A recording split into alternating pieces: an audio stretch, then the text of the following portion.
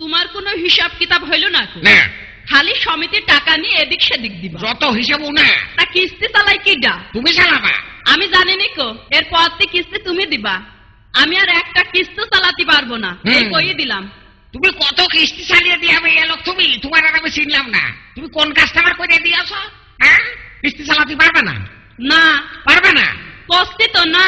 তোর কিস্তি চালাতে হবে না, কিস্তি আমি চালাবো, বুঝলি? কিস্তি তুমি কিরকম করে চালাবা? ওরে নাগাদ বিকেল আসতে আসতে দেখ না কি করি আমি। হ্যাঁ, শালা চেতন কানা বাড়ি উঠেছ, ফিরাই জমি রাখো, ফিরাই জমি রাখো, তোমার জমি রাখার গোষ্ঠী মাতৃতারা। ও হাসতে তাই তো, হাসতে ও হাসতে দাদা আমার ডাকতো। আমি বাবু তোমারই ডাকছিলাম। তোমার শাশি বাবু তোমার জন্য এই তেলে ভাজা পিছিয়ে নাই গেছে, বুঝেছো? তা তোমার জাতি তা জান তো নাকি আমার জন্য তেলে ভাটা পিঠে নেন যে চাচি। তোমার শাশি বাবু তোমার খুব ভালোবাসে গো। আরে বাবা, শুনে হাসি টুকি। আমি আমার তেলে ভাটা পিঠে খুব ভালো পছন্দ করি, বুঝলে তো?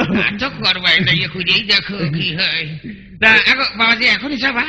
চাচা তুমি যদি এখনই কথা কও তাহলে এখনই যাচ্ছি, পারি না হলে তুমি বিকেলে যাবো। যাও যাও, এখনই যাও, না পিঠে ঠান্ডা হইয়া যাবে। যাও। আচ্ছা চাচা তাহলে আমি গেলাম। হ্যাঁ যাও যাও না, ধান পাতা রইয়াছে, পা দুটো আটকিয়ে যাবে। ওই চাচি, চাচি গো। বাবা সলকা আইছো?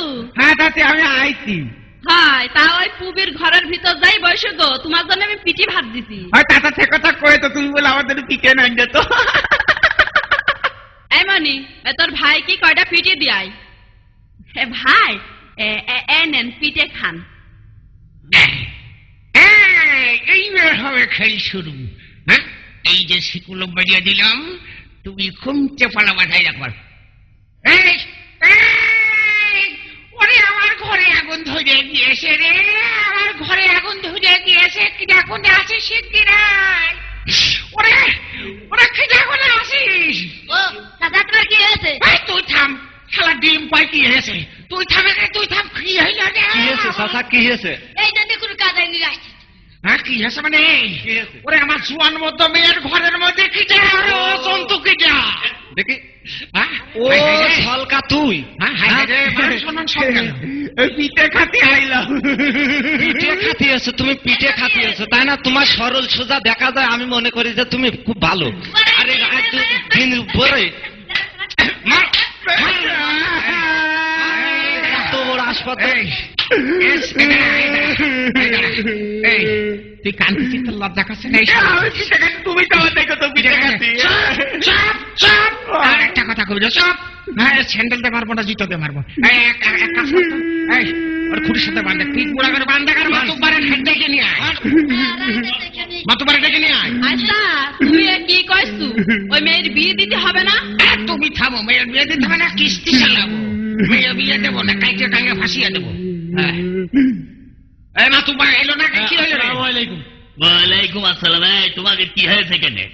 হ্যাঁ, যা হওয়ার তাই হয়েছে ভাই। আমার মান সম্মান সব ধুলোর সাথে মিশে গিয়েছে। ওই জোয়ান মধ্য মেয়ের আমি বিয়ে দেবো না। হ্যাঁ, সেইটা বলো বুঝিয়ে। কি হবে মানে? আমি কব? হ্যাঁ, ওই চেতন কানা ছেলে আমার জোয়ান মধ্য মেয়ের ঘরে উঠে আসছে, আমার মান সম্মান সব শেষ করে দিয়েছে। ভাই তুমি এর বিচারটা করো। চাচা কিছু কও। ওরা কি খবর, কি কব? বাটুপার দেখে কি করে? তুমি থামো থামো, আমি দেখছি। আমি বলছি কি, ওই তোমরা ওই চেতন কানা আর ইলাম, ওই চেতন কানা শোনো। হ্যাঁ বলেন। ওই ইলামের মেয়ের নিয়ে যখন ঘটনা, ইলামের তো একটা মান সম্মান আছে নাকি বলো? আর তোমার তো তুমি যেখান যেখান বিয়ে দিতে পারো। তা আমি বলছিলাম কি, ওই ওই ওই ইলামেকে 50,000 টাকা দিয়ে দাও। কি বলো ইলাম? একটা মিথ্যা বানোয়ারি সেটা পরের কথা, আগে শুনে নাও। এ বিরাট কেস, নারী নির্যাতন কেস। এ হিজলে নির্যাতন না, নারী নির্যাতন। মনে রেখো কথা। শোনো আমি বলছি, তাও 50,000 হবে কিনা ইলামের কাছে জিজ্ঞেস করো। কিন্তু মিথ্যে কথা কি কে রানে কি? আরে রাখো তোমার মিথ্যে কেস। এই ইলাম, তুমি কি 50,000 টাকায় রাজি? তুমি গ্রামের মানুষ এখন ভাই, মাতুবার মানুষ, তোমার মানতেই হয়। এখন তুমি যেমতে যাবা, আমিও সেমতে যাবো। আচ্ছা চেতন কানা, তাহলে তো ইলাম রাজি হয়ে গেল, আর কোনো গ্যাঞ্জাম দরকার নেই। আরে টাকা তো দেবো, যাকে দিলাম 50 টাকা। এরা মিথ্যা কথা বলে মানুষের ধোকাবাজ দিয়ে মানুষ ভালো হতে পারবে না কোনোদিন। আমি অভিশাপ করে দিলাম, হ্যাঁ আমার 50,000 টাকা নিয়েছে, আমি সহ্য করবো কি করে?